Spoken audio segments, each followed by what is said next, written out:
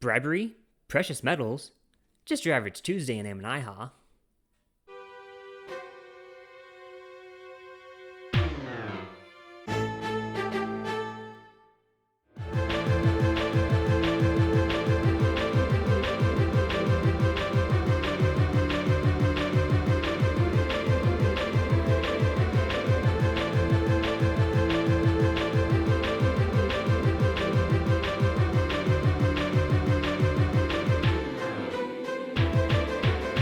Hello, Internet! Welcome to Heretical Theory. Today, we're talking about everyone's favorite faith-building subject, money. Specifically, let's discuss the Nephite monetary system. In Alma 11, Zeezrom offers 6 onties of silver to Amulek to get him to deny the existence of God. What is curious to many readers is why Zeezrom thought a bribe would get Amulek to recant in the first place. But think about this. Just a little while ago, no one in the city of Ammonihah believed the words of Alma. Now suddenly, Amulek has decided to back Alma's story. It wouldn't be unreasonable for Zeezrom to think that Amulek was bribed by Alma to testify in his favor. Remember that the courts are very corrupt in Ammonihah. So much for thou shalt not bear false witness. If Zeezrom offered a higher bribe to Amulek than what Alma had theoretically bribed him with already, he could get Amulek to switch sides again. So how much is 6 onties of silver worth? Well, it depends on which metrics you choose to use. On one end, 6 onties buys you 42 measurements of grain, and a bushel of wheat runs $144 today, so you would get $6,048 for 6 onties. However, if a high-end lawyer makes $200K per year, then a similar salaried judge in the old days would be making roughly $758 per day, meaning the bribe is around $31,836. Let's see if we can narrow it down a little bit, though. Barley seems like a decent grain that shouldn't be too different between the Americas and the Old World. If Nephi brought over a type of barley back then, hopefully it's similar enough to the price of barley today. How much is a measurement of grain exactly? Well, assuming a measurement of grain is more than enough to feed a family for a day, as the judges received 1 C9 for a day's work, should we just assume a bushel since the bushel is our measurement for grains today? Jesus mentions not hiding light under a bushel 100 years later, but considering geography, they would have had to have the measurement 500 years earlier.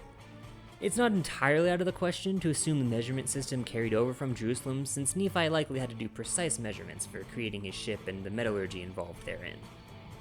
The Jewish dry volume measurement system looks like this. Anything look familiar?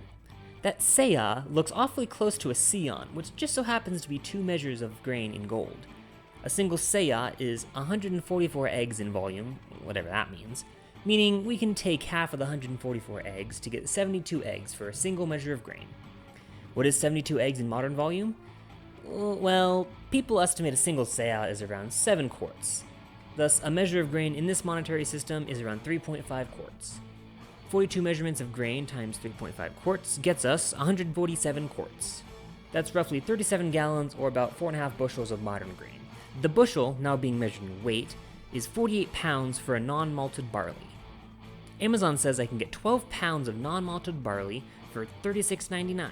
So 37 times 4 is $148 for a bushel. 4.5 bushels times 148 is... carry the 1... So the bribe estimate in modern currency comes out to, drumroll please,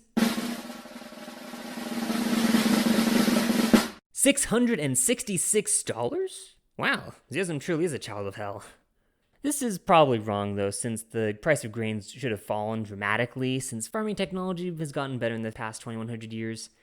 It might be impossible to make a truly good comparison between today's money and the currency that old, where the farming technology is practically non-existent. Buying power is just going to be completely off. However, besides the fact that an ontie is apparently a $111 bill, this feels like a poor note to end on. So I'll throw in this tidbit for you. According to Analysis of Textual Variants of the Book of Mormon by Royal Skousen, page 1806, the unit of Ezrom was misspelled in the printer's manuscript as Ezrum. Also in the printer's manuscript, Zeezrom was written as Zeezrom.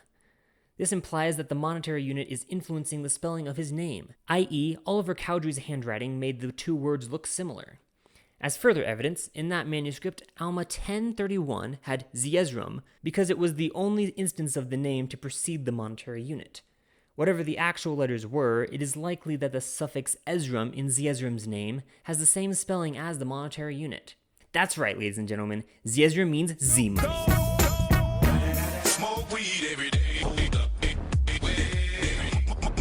But hey, that's just a theory. A heretical theory. Thanks for watching.